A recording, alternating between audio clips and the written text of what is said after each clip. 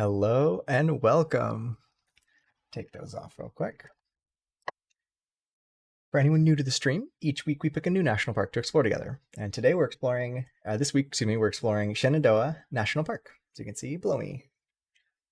We'll also vote near the end on the next national park we'd like to explore together. So keep an eye out for that and other posts coming in the chat. Also feel free to post questions or thoughts or anything really as we're flying around. I love chatting with all you, so that's a big part of the fun for me. Also mention the Discord CTAF channel is up and working if anyone wants to go hang out in Discord and chat. I will not be offended if you mute me and just kind of have it. Fractals is streaming the stream live, so it's all about just exploring and having fun together. So whatever you prefer to do. Small disclaimer, yes, I am a pilot, but we'll be taking full advantage of the simulator today, so please don't try this at home. I've also researched the park and a couple of related topics in preparation and helped improve their Wikipedia pages.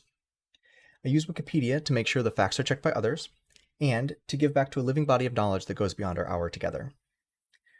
To that end, if you notice anything that could be better clarified or other ways to improve, please help improve the Wikipedia pages. As the wiki community often says, be bold and make the updates. Without further ado, I'm Jules Altus, and I'll be your pilot for this evening. So sit back, relax, and let's explore Shenandoah National Park.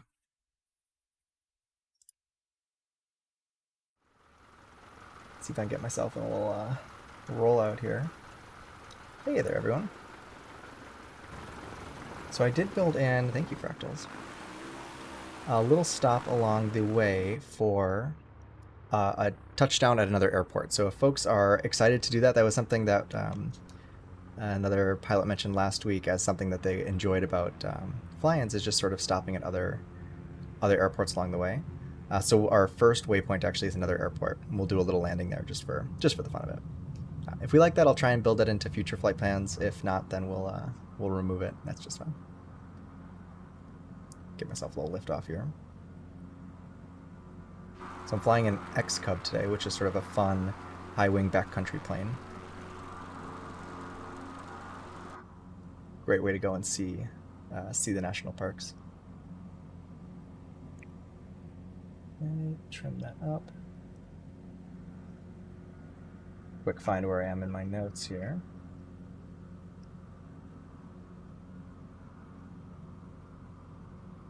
Oh, quick time sync. So for anyone else flying along, if you'd like to fly at the same time, I'm going to be about 6:15 a.m., just after sunrise. Seems to catch the light in the mountains really nicely.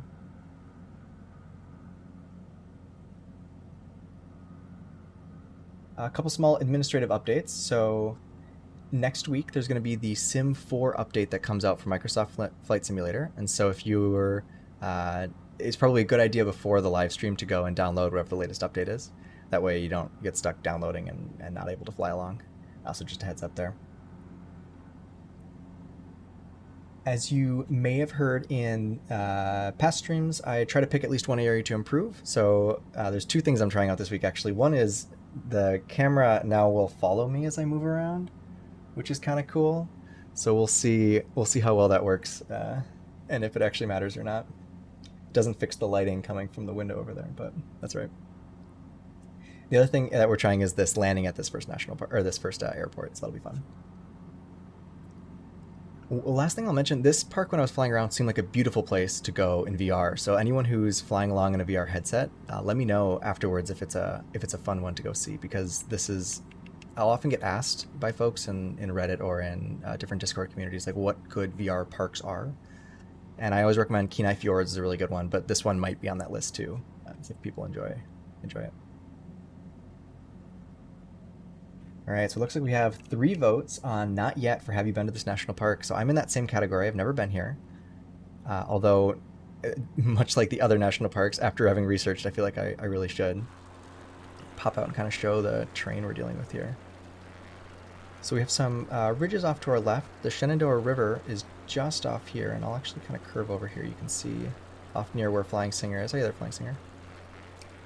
And then we have the Blue Ridge Mountains off to our right, which is where we're going to spend most of the time. Shenandoah is a very long, skinny park, kind of see on this map, and so that's kind of what we'll be doing as we fly around, is flying along the park most of the way. Get myself trimmed up here. much better. So let's dive right into Shenandoah National Park then.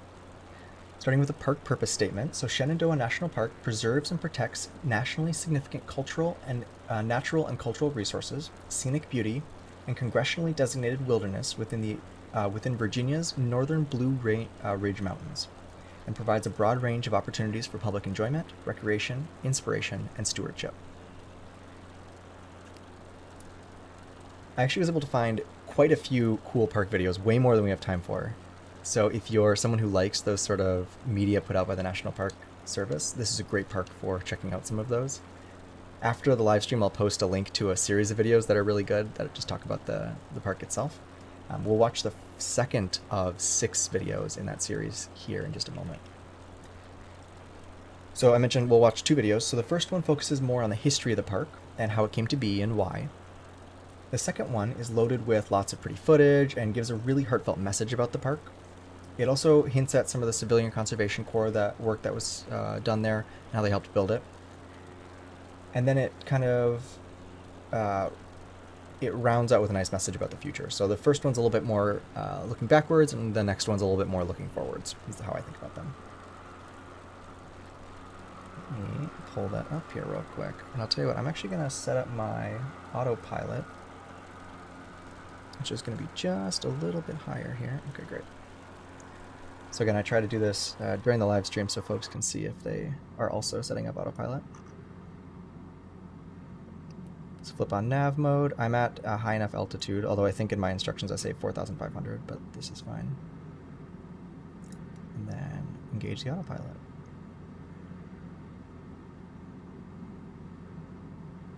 Okay. I'm gonna cruise along on the flight.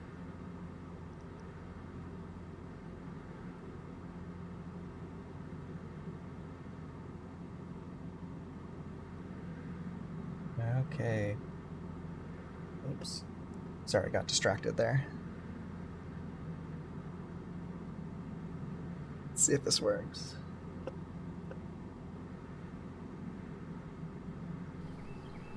I should like to see additional national parks established east of the Mississippi. This thing of taking our property away from us is a pretty business. We're unwilling to part with our homes to help a small part of our population get their hands in a tourist's pockets. Scenery is going to be Virginia's next cash crop.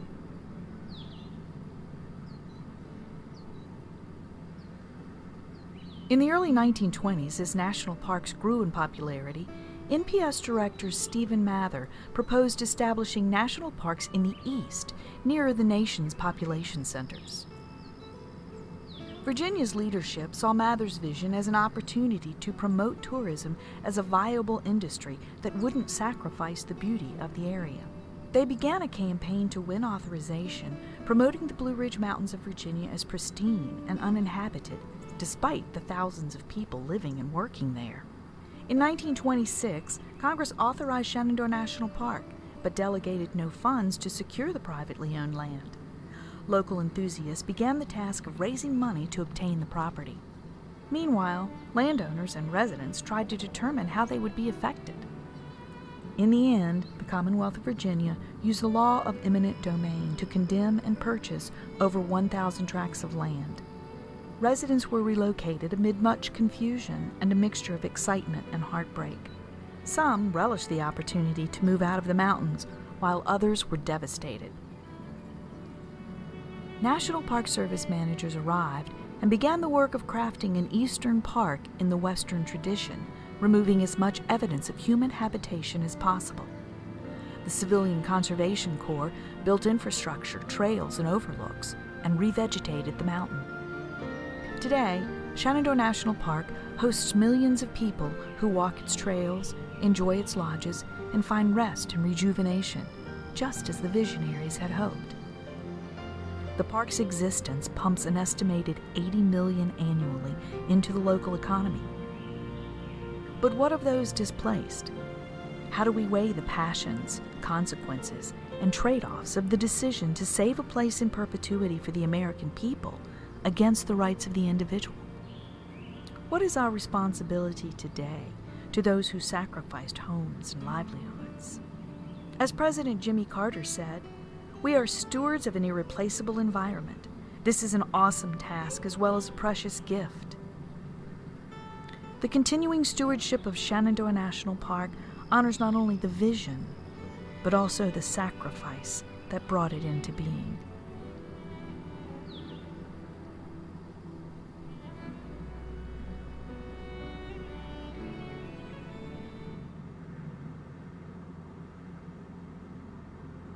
So that's the first video. A little bit more on the park history, a little bit why. A lot of this idea of how could we recreate the success of the Western National Parks in the East. And it's only some 60 miles, 70 miles from DC. So they really put it in a key location. Let me quick flip down so you can see. You were talking before the flight about the Shenandoah River and this almost corny S shape that's just really, really perfect. So I'll zoom in here on the iPad. You can kind of see that too. Kind of neat thing to look at. Okay, so that was the first video. Let me pull up the second one here.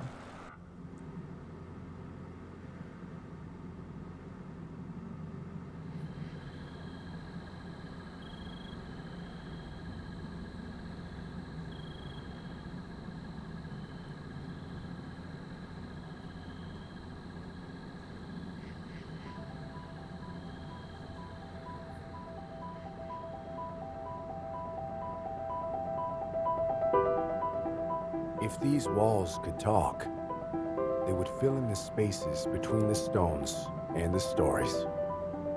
They are not fond of the notion that they are just another wall, because while some will only see a tier of tired rocks, crumbling, cracking, caving into the dirt that holds up this rich, beautiful land, these walls will tell you of the tireless hands that built them.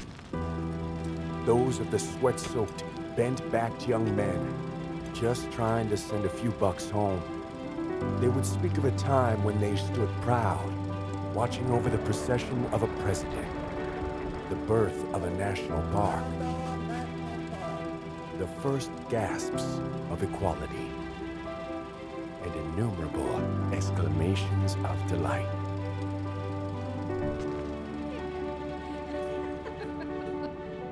Yes, they would be the first to admit that a lot has changed. That while they are still proud, they often reminisce about their youthful good looks. And they aren't the only ones.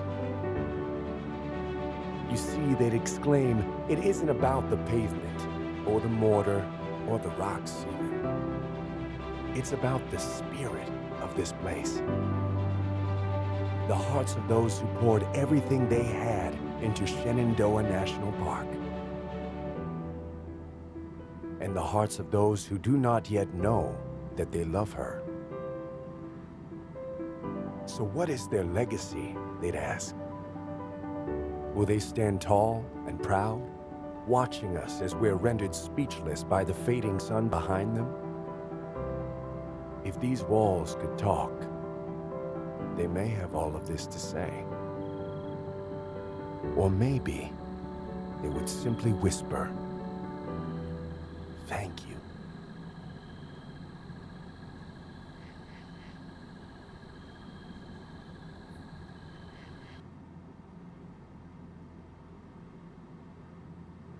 Couple pretty shots of Shenandoah, nice message. It's a good video. Alright, so we're going to attempt a landing here. Take those headphones off. And wish me luck. Anyone following along, feel free to try and land as well. The fly-ins I've done typically will land and then kind of wait for everyone to get at the end of the runway and take off again. So we can try that same sort of thing. And folks watching on Twitch, one of my big questions is this just super boring or is it actually kind of interesting to watch? So especially in the survey at the end or Discord or whatever works, feel free to let me know afterwards.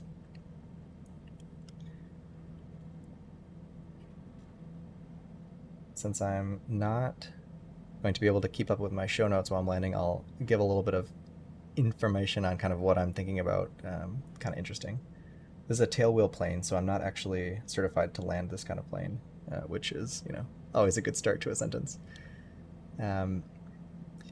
I'm sort of looking at the speed that I'm going here. So my airspeed indicator right up here will tell me how fast I'm going. I have my flaps down, so I need to stay within that white range. And then I'm looking over my shoulder because I want to be about a 45-degree angle to the edge of the runway, which is more or less where I am now. And I took a bunch of shortcuts that I would never do in a real flight here, but I'm sort of approximating how high I need to be. Typically, you want to be about 1,000 feet above the runway. And so I'm a little bit shy of that, but doing okay. And then as I turn onto the base leg here, pull my flaps. Let me see what my flaps are right now. So I'm going to have a second notch of flaps here.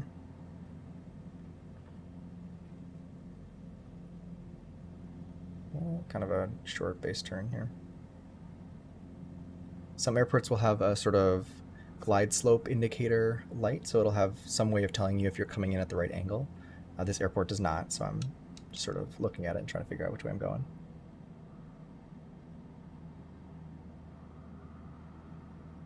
Yeah, fractals. Probably shouldn't check the chat on final here, but yeah, that's true.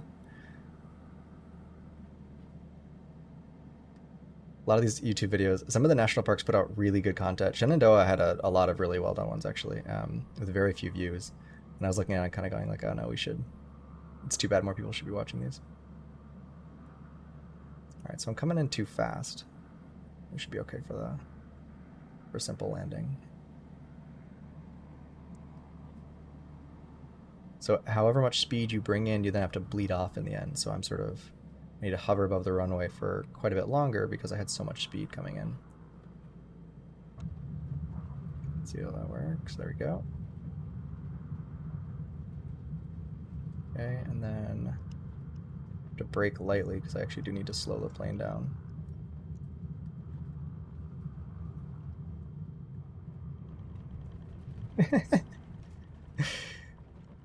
Just a little over the runway.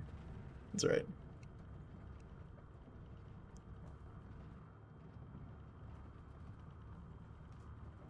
See, Crunch 888 had a much better landing than mine.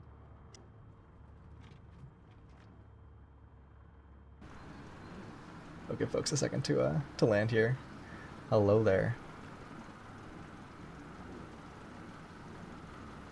And I will keep talking a little bit about Shenandoah. Oops, I can change my angle so you can see it just a little bit better there.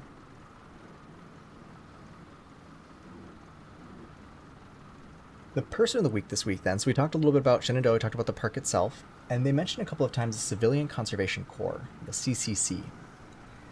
So I actually chose, it's kind of a group for the week instead of a person, but CCC is the person of the week here. So first I'll pull up a little ad picture so you can see. This is when it was first coming out.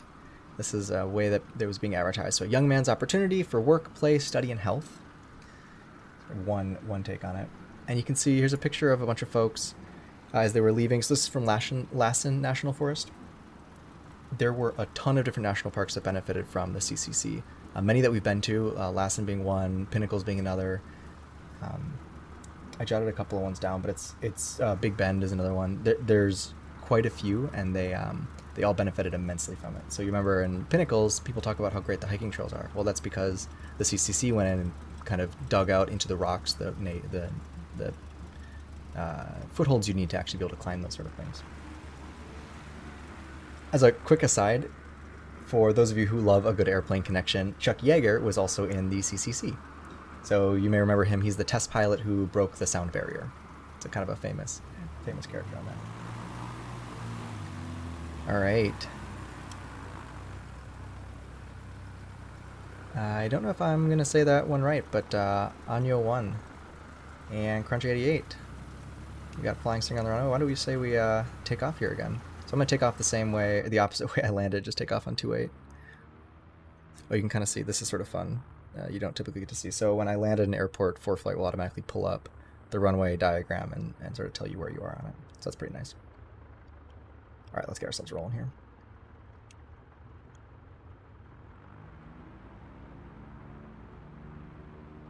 So why Civilian Conservation Corps for Shenandoah? So during the Great Depression, many men received training and jobs through the Civilian Conservation Corps. About 1,000 men and boys worked on the Skyline Drive, which is this road that cuts through the center of Shenandoah. We're actually going to be following Skyline Drive most of the flight today. And about 100,000, so 1,000 of them worked on Skyline Drive, and about 100,000 of them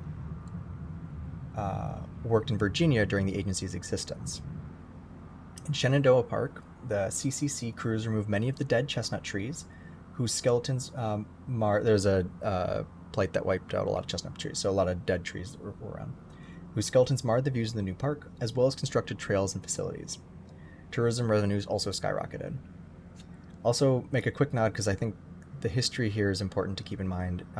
The Civilian Conservation Corps is also tasked with pushing people off their property if they didn't want to leave, and so there's some mixed reviews from the folks who were there. If you're working on trails, great, but if you're kicking folks out of their childhood homes, it's a tougher job.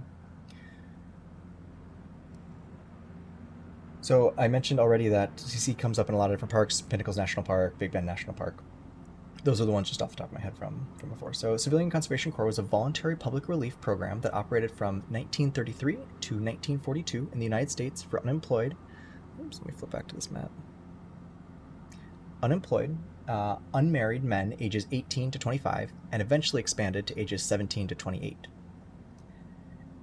Last week we talked about FDR and how he approached the Great Depression. So the CCC was a big part of FDR's New Deal and provided manual labor jobs related to conservation and development of natural resources in rural lands owned by federal, state, and local governments.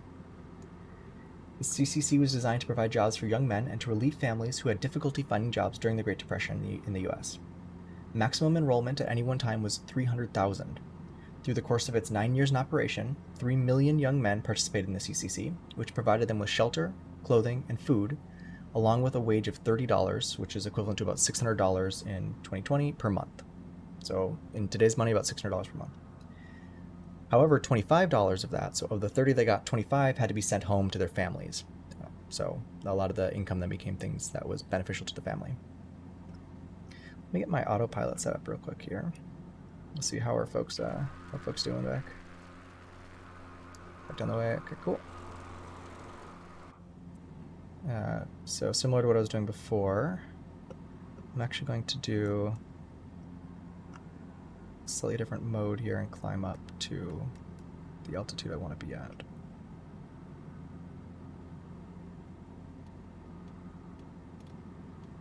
That's fine. Okay.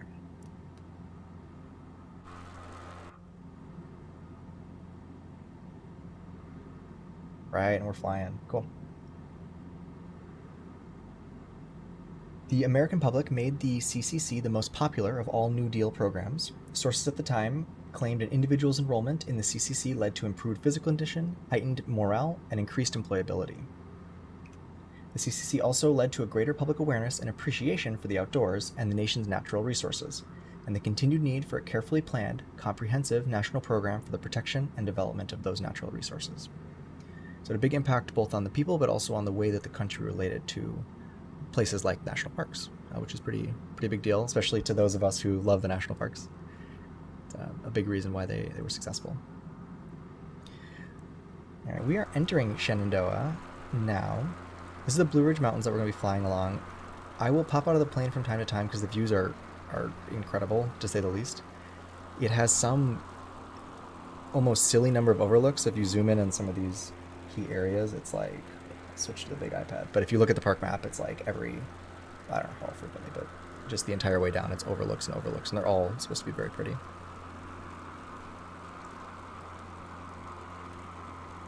So that's the flaps are retracted.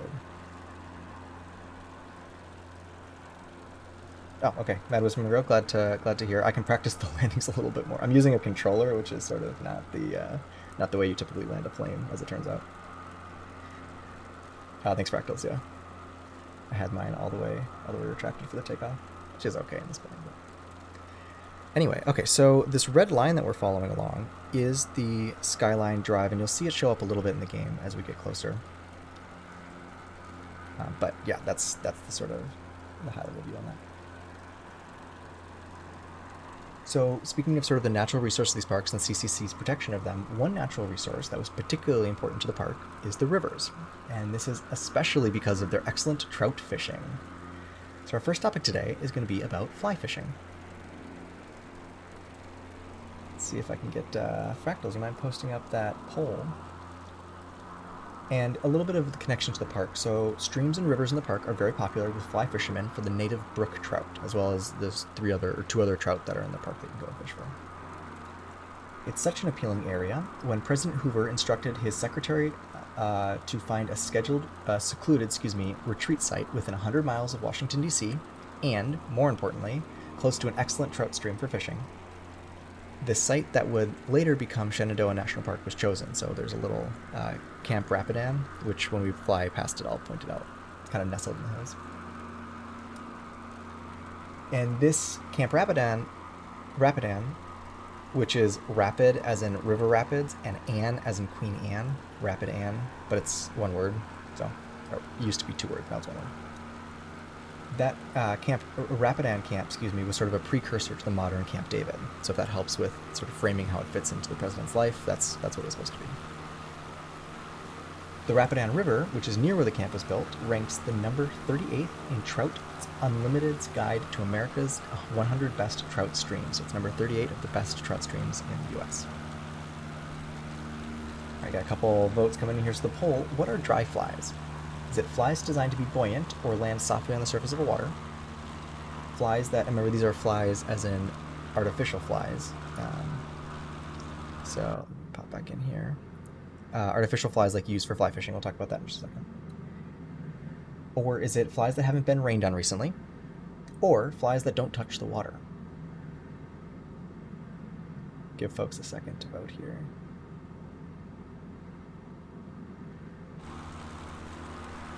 We'll pop out. I'm getting a heads up that the plane is loud, which is probably for a couple of reasons. One of which is I am, hey, Flying Singer, that's a nice peel away. I have it basically full throttle. So let me see if I can bring this back just a little bit here.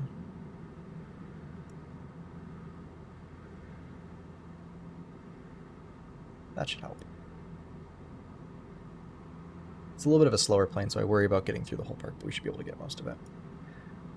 Oh. Hold on, my autopilot's acting up. This is one of the bigger complaints from people playing the game, is the autopilot has a habit of going haywire. So we'll see if we can pick that back up here.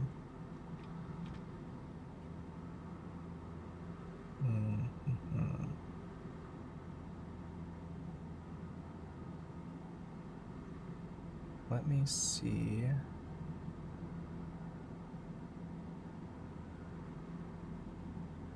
Okay, this is going to be more involved, so I'm going to fly it by hand, which is totally fine.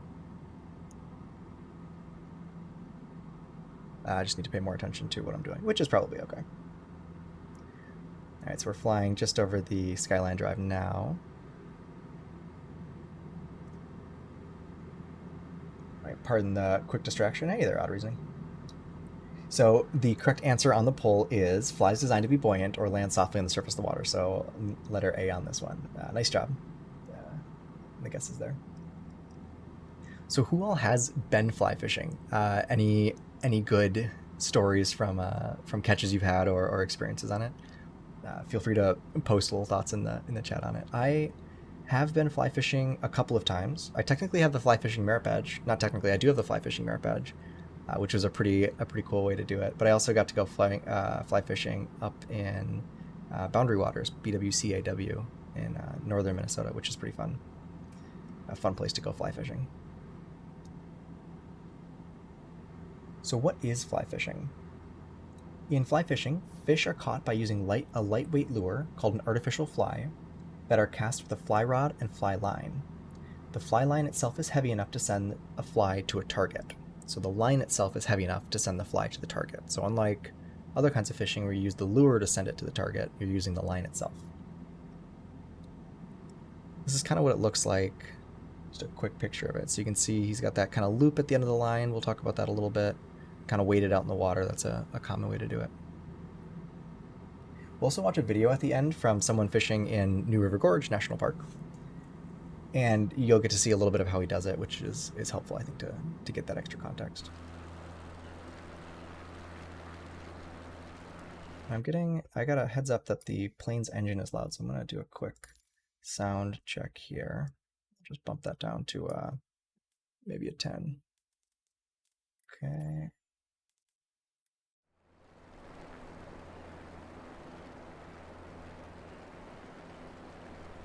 Beautiful Blue Ridge Mountains. Oh, the Great Smoky Mountains National Park is the southern end of the Blue Ridge Mountains. So if you've ever wondered the connection between these two, I didn't realize Shenandoah and Great Smoky Mountains National Parks are both sort of in the same general mountain range. They have a lot of overlap in aspects of them. Helpful to know. So like I said, the main difference between fly fishing and spin or bait fishing is that in fly fishing, the weight of the line carries the hook through the air, where in spin and bait fishing, the weight of the lure or the sinker at the end of the line is what gives it casting distance. Because the light weight of the artificial fly fishing requires a different technique than other forms of angling. We'll talk a little bit about that technique as well. Very relaxing for it. Yeah, Sailor Guy, very relaxing. It is fun once you get the casting down. I agree. It's sort of, I'll talk about this in a minute too, but I didn't realize that there's casting pools. For instance, Golden Gate Park in San Francisco has casting pools, so you can go and just cast. I don't know if they stock it with fish, but it looks like it was just kind of a fun place to go cast, because it's a fun technique to work on. Speaking of, if you did want to get into fly fishing, you need some basic equipment, and it looks kind of like this. Fish is something you can go and get on your own later. So there's the rod itself, there's the reel, there's the line, which is actually off here. This is probably the leaders, which is how you connect the line to the fly, and then right in the fish's mouth, you can see the fly here is still connected. So that's an artificial fly. I'll pull up some better photos of them later. Depending on the environment you go into, you might want different things like waders, so you can go stand in the water like the guy in that first picture. You also might want other type of equipment, especially different types of artificial flies, depending on the type of fish you're catching or the seasons or everything else going on. So the choice of fly and the choice of technique are really important to actually catching the fish you want to catch. What kinds of fish can you catch? So fly fishing is renowned as a method for catching trout, grayling, and salmon. Trout from this park is why we're talking about it. It's also used for a wide variety of species, including pike, bass, panfish, and carp, as well as marine fish such as redfish, bonefish, and striped bass. With the advancement of technology and development of stronger rods and reels, larger predatory saltwater species such as tuna, marlin, and sharks have also been the target of fly fishing. So you can fly fishing for sharks if you want. Realistically, any fish can be targeted and captured on a fly as long as the main food source is effectively replicated by the fly itself and suitable gear is used. If you wanted to go fly fishing, we talked about a couple of freshwater, a couple of saltwater fish, so yeah, it turns out you can go fly fishing in fresh or saltwater.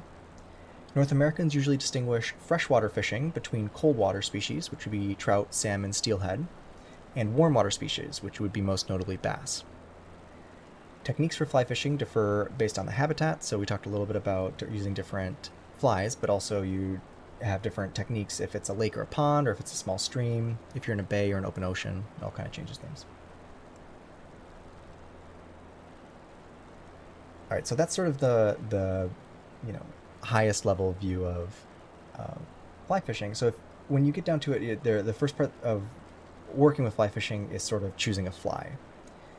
And if your fly doesn't look like what the fish wants to eat, you're going to have a hard time catching the fish. So that's sort of the magic behind the scenes, is knowing which fly to pick for which sort of environment.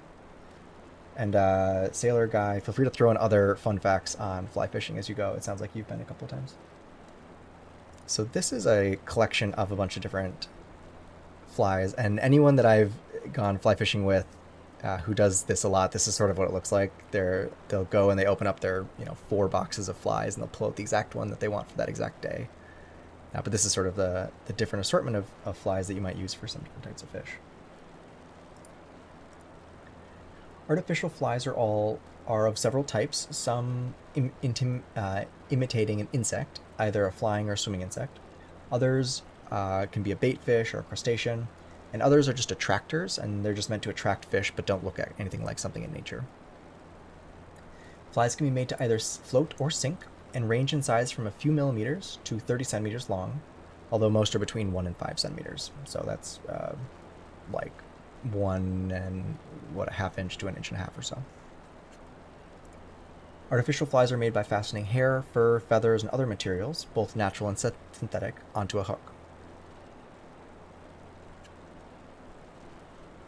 Okay, so there's a couple of different categories of flies that you're likely to come across. Oh, Sailor Guide, that's a good tip. The best fly fishing guides are entomologists. Okay. Cool. That's a good pro tip, actually. I was gonna set up some time with a coworker actually to go fly fishing at some point. So we're looking at some local places, and it's pretty fun, but it's also got a good setup, it seemed, for sort of, I would say, tourists, where you kind of know what you're doing, but maybe you don't really. There's lots of resources available for just that type of person, so that you don't actually need to know the different categories of flies. If you don't want to, you can have your guide help you with that. But we'll talk through them anyway, so at least you get the, if you remember a couple keywords, you can throw them at your guide and see what they say. A couple categories. So there's dry flies. This is what the poll question was about. So dry flies are designed to be buoyant or land softly on the surface of the water. Dry flies typically represent the adult form of an aquatic or terrestrial insect. Dry flies are typically considered freshwater flies. This is what a dry fly looks like. Wet flies, then, are designed to sink below the surface of the water, and they have been tied to a wide variety of patterns to represent larvae, nymphs, pupa, drowned insects, bait fish, other underwater prey, things that would be just below the surface. Wet flies are generally considered freshwater flies as well. So there's a wet fly. Nymph flies, then, are designed to resemble the immature form of aquatic insects and small crustaceans. Nymph flies are generally considered freshwater flies as well. Now, I don't have a ton of experience with fly fishing, so I see all three of those last ones and I go, kind of looks the same to me. So someone with more experience may be able to discern what the different elements are, but at least you get a sense of kind of, they look sort of like an insect, sort of like a particular thing, like the prey that they're imitating. So, a couple other ones that you might encounter. Emerger flies resemble insects that are just hatching and leaving the surface of the water, and they're often used for freshwater trout, which is why I mentioned them here. And streamer flies resemble some form of bait fish or other large aquatic prey, streamer fish are aquatic prey, and then terrestrial flies can resemble non-aquatic insects, crustaceans, worms, and sometimes small mammals. So again, it all depends on what you're fishing for and what they like to eat. That's how you would decide what you're going to do here. Quickly scanning my map. Okay, cool. This is Skyland area, and Skyland is a really pretty part of the park. It's also where there was a big resort here, so when this was a destination point, still is, but when it was a destination point for people coming from DC, they would often go there. Thank you. So I'll kind of pop out of the plane here, pull up a couple of pictures. So like I was saying, Skyland area. So here's a couple of ones. This is the...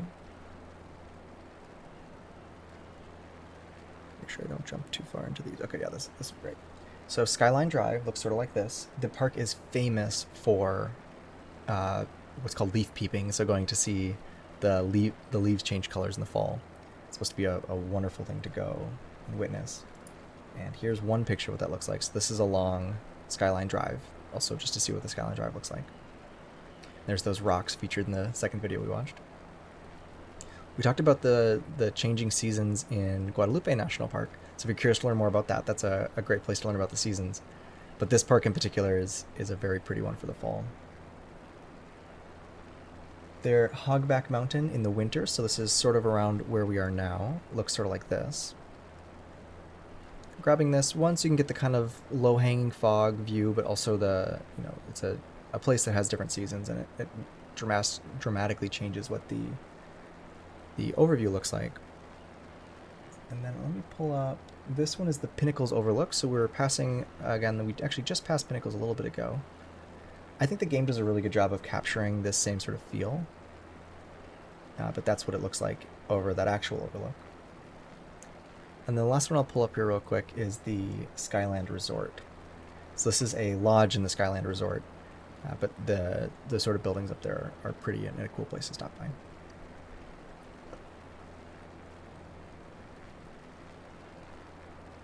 All right, so once you have your fly, and we're back to fly fishing now. Quick interlude on the national park. Once you have your fly, and you... Actually, let me quickly check. I'm pretty sure we have Rapidan further. There we go. Rapidan camp is right there. So we'll fly over it in just a minute here. So once you have your fly and you get your rod and your reel all set, what do you do? So unlike other casting methods, it's best to think of casting the line rather than casting the lure. Non-fly fishing methods rely on the lure's weight to pull the reel during a forward motion of the cast, but by design, the fly is too light to be cast this way, and instead relies on the proper unfurling of the rest of the line to then get the fly to drop in the water where you want it. The type of cast used when fishing varies according to conditions, but the most common is called a forward cast, where the angler whisks the fly into the air, back over the shoulder until the line is nearly straight, then forward using primarily the forearm. So it's sort of this back and forth motion that you develop and you practice on. The objective of this motion is to bend the rod tip with stored energy, then transmit that energy into the line, resulting in the fly line and the attached fly being cast at a distance. This forms a loop in the line, which looks something like this. So this is actually the casting pools in Golden Gate Park in San Francisco, and you can see kind of, let me see if I can zoom in just a little bit more here. So you can see he's got the line back, he's doing a forward cast, and it's got this loop in it. So that loop is all the energy being stored and held in the line, and then the fly will whisk back, and then he'll be able to cast it out a greater distance. As a quick aside, casting itself is actually a competition you can compete in, and so here's casting pools if you were so inclined to go and try your luck at competition casting. Same sort of thing, so get the technique down, you can go and do it. Actually dropping the fly onto the water and its subsequent movement on or beneath the surface is one of fly fishing's most difficult aspects. Remember, you're trying to imitate the prey that it would want to go for, and so getting it to land, like if you're imitating a fly that just died and fell in the river, you gotta get it to land just like that. Or if you're imitating a minnow, different kind of technique. The angler is attempting to cast in such a way that when you're talking just simply landing, is attempting to cast in such a way that the line lands smoothly on the water and the fly appears as natural as possible. That's sort of the end goal. Here's a quick video. I mentioned that there's a video from New River Gorge that sums this up pretty well, so let me pull this on.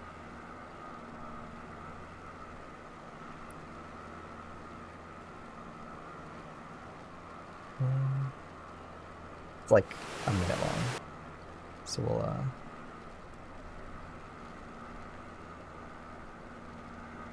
okay.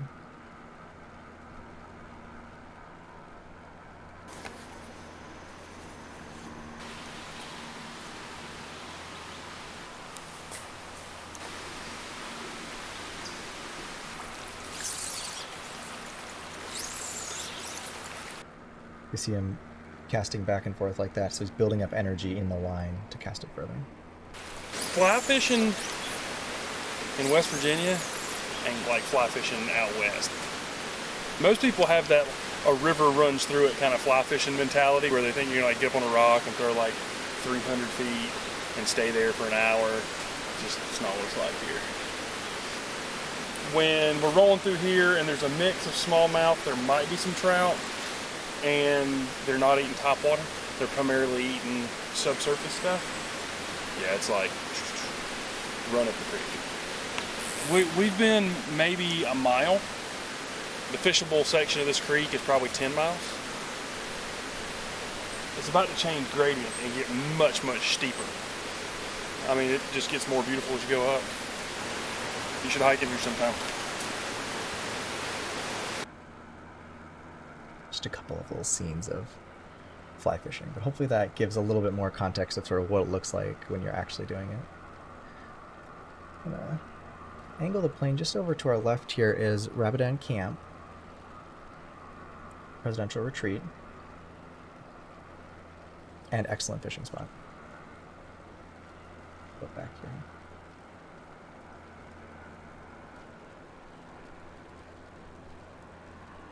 All right, so there's a lot more to fly fishing than we can get into here, but that covers sort of the basics, so maybe intro to fly fishing, you could say.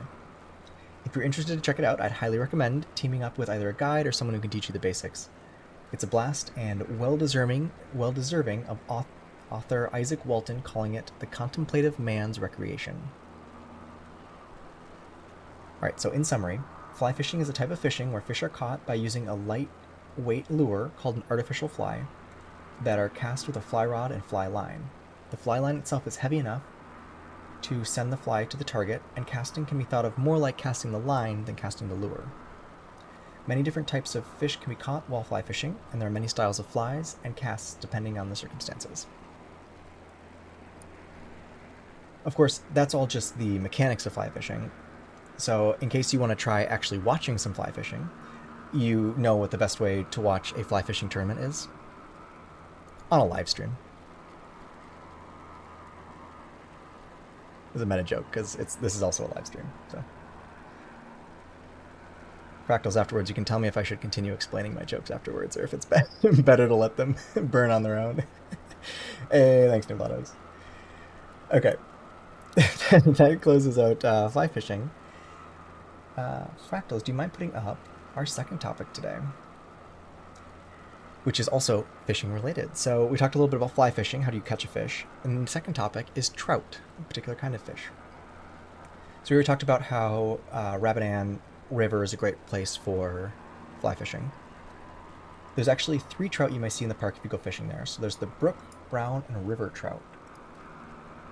So that's what the 3 different trout look like.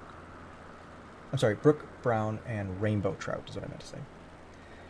The brook trout is a particular favorite. That's sort of, if you're going to go fishing out there, you're probably fishing for brook trout. Trout in particular provide a good fight when caught with a hook and a line, and are enjoyed for recreational fishing because of this. Like I said, the brook trout is one of the most famous in the park, and they look kind of like this. And they live in parts of Shenandoah that look like this. Pretty place to go fishing. All right, we got some good variation in our poll responses here. So what is a swim bladder? Is it allows fish to direct urine for extra propulsion? Is it a container to hold fresh water on long saltwater swimming trips? Or allows fish to control their buoyancy? So we got 4 votes in here. Give folks just a second more. So I pulled up a couple pictures of brook trout, but we're going to talk about trout in general today, which bleeds a little bit into salmon, it turns out. So what is a trout? Trout are a species of freshwater fish. They are closely related to salmon or char. We'll talk about salmon in a different park and a little bit more of their life, because salmon have a very interesting life, but we'll talk about trout here. Arctic char and brook trout are both part of the char family, so there's quite a bit of relation here. They are classified as oily fish and are an important food source for humans and wildlife, including brown bears, birds of prey such as eagles, and other animals. Trout that live in, so a little bit about what they look like. Trout that live in different environments can have dramatically different colorations and patterns. Mostly these colors and patterns form as camouflage based on the surroundings and will change as the fish moves to different habitats. For instance, trout in or newly returning from the sea can look very silvery, while the same fish living in a small stream or in an alpine lake could have pronounced markings and more vivid coloration. Alright, it looks like most of our votes are on the correct answer here, which is allows fish to control their buoyancy. So that is what a swim bladder does. And it saves them some energy because they don't have to spend all that time swimming to the particular level in the stream they want to be. They can just float.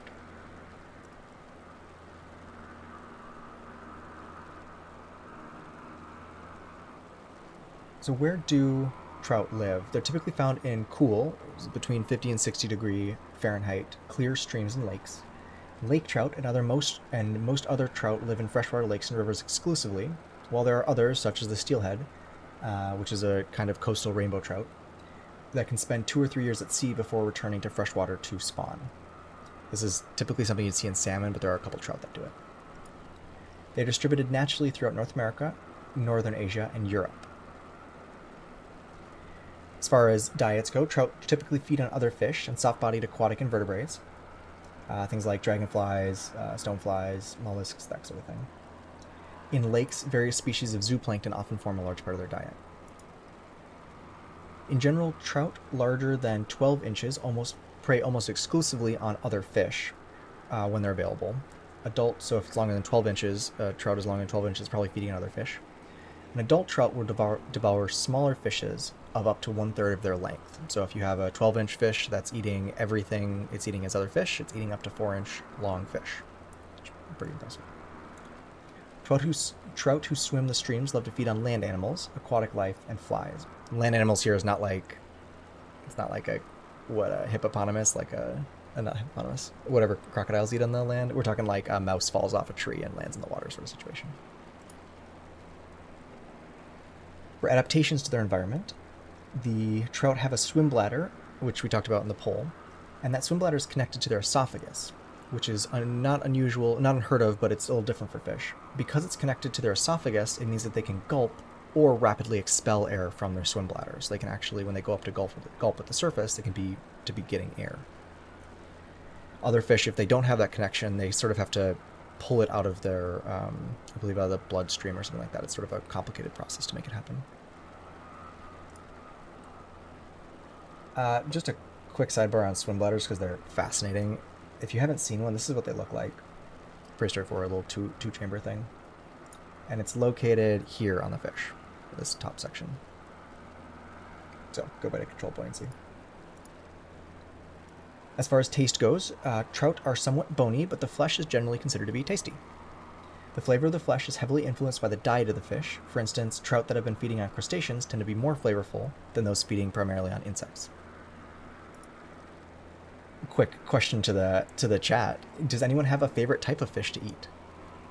I know I like a good salmon, so I was actually excited to hear that trout are so similar to salmon. I feel like I should go and try some trout now. I don't know the last time I had a trout. But that's my favorite kind of fish. Be curious what anyone else's is. Quick time check. Oh, we're doing perfect. Okay. So the last piece I'll mention on trout is how they're typically caught. So we discussed fly fishing earlier, which is typically the way that you would catch a trout. There's another part of trout fishing that comes up, though, which is sort of a sidebar and pretty out there, but it's really interesting and has a long history. This is called trout tickling. So this is the art of rubbing the underbelly of a trout with fingers where, if done properly, the trout will go into a trance for a minute or so and then can be easily thrown to the nearest bit of dry land. So in theory, you can catch a trout barehanded, tickle it until it stops fighting, and then just toss it on the shore. I was able to find a YouTube video of someone doing this, so I can at least confirm that, as much as it wasn't faked, that it seems like it's a real thing. If you're interested to see more, there's some okay videos out there that you can go and watch. But it's kind of cool to see. They just sort of stop moving and are just kind of chilling in the person's hands. But it turns out that trout tickling has actually been practiced for many centuries and has a fascinating history that we don't have time to get into. But as one example, it's mentioned in Shakespeare's comedy Twelfth Night, where it's used as a metaphor for bamboozlement by Olivia's servant Maria, who's about to play a vengeful prank on the pompous steward Malvolio. I'm only going to do 2 lines of Shakespeare, though. So the line is, close, in the name of jesting, lie thou there, for here comes the trout that must be caught with tickling. My Shakespearean is a little rusty, but hopefully that came through. Sort of a metaphor for bamboozlement is pretty funny. So in summary, trout are a species of freshwater fish related to salmon and char. Trout in different environments can have dramatically different colorations and patterns and can be seen most frequently in cool, clear streams and lakes. Trout generally feed on other fish and soft-bodied aquatic invertebrates, and they have a swim bladder connected to their esophagus, which allows gulping or rapid air expulsion. I'll close out with a little story joke. So, and if you want to look for funny jokes, there's a lot of funny fishing jokes. So I will, unfortunately, I'm sure that, well, anyway, it's fine. There were a lot of jokes to choose from, a lot that are not okay to do in a family-friendly show, but pretty funny stuff. So Jim got up bright and early one weekend and headed to the local river. He fished all day long, but didn't catch a thing. So on the way home, he stopped at the fish market. "I want to buy the 3 biggest steelhead type of trout you've got," he said to the owner. The owner starts to bag up his order, and Jim says, "No, no need for bagging it. Just throw them at me." "Why would I do that?" the owner asked. Jim said, "So I can tell my wife that I caught 3 fish today." Okay. So, with that, walleye, sailor guy, good choice, yeah. Arctic char and haddock are weekly fish. Fun. Have to try an Arctic char. Sounds good. Walleyes are always good. I think that takes us to the end here, Fractals. Do you mind posting up the poll for next week? And why don't let me show you 2 other ones here. So 2 quick pictures of the park. This is the Dark Hollow Falls, which is a particularly pretty and well-known falls. We didn't talk about waterfalls here. If you're curious to learn more about waterfalls, you can look at the Yosemite National Park trip we did. But there's a lot of pretty waterfalls in this park to go and see. So if you go on some of the hiking trails, this is the kind of place you can go. And then, of course, a view from the hiking trail. So just to give a sense of what this looks like. Walk out into the ridges and really see the whole park.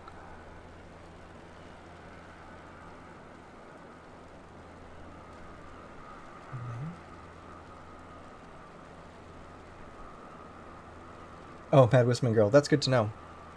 Yeah, actually, there's a lot of.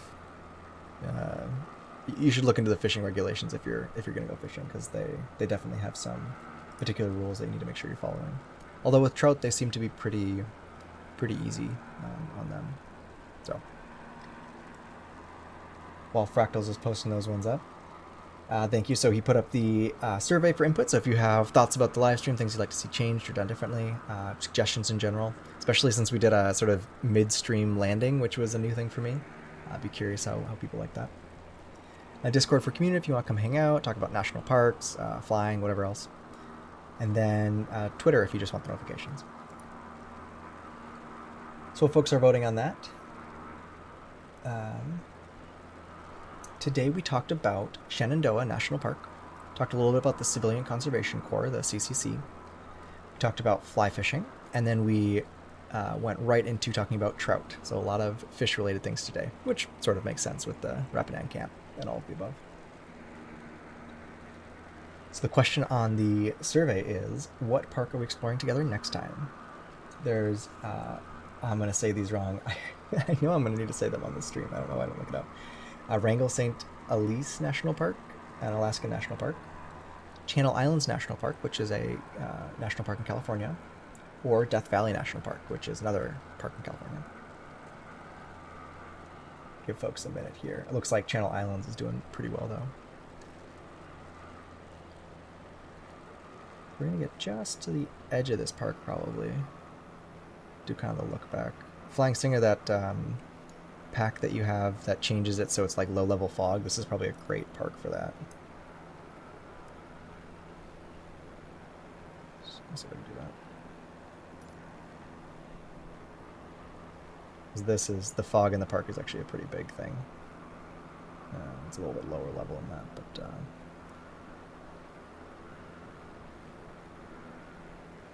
anyway. My poor man's version of fog in Shenandoah. Alright, cool. With that, let's call it for Channel Islands National Park. So I'm excited to explore Channel Islands with you all next week. With that, thank you for being my co-pilot today, and until we meet again, stay curious and keep on exploring. And I will see you all for Channel Islands. Bye.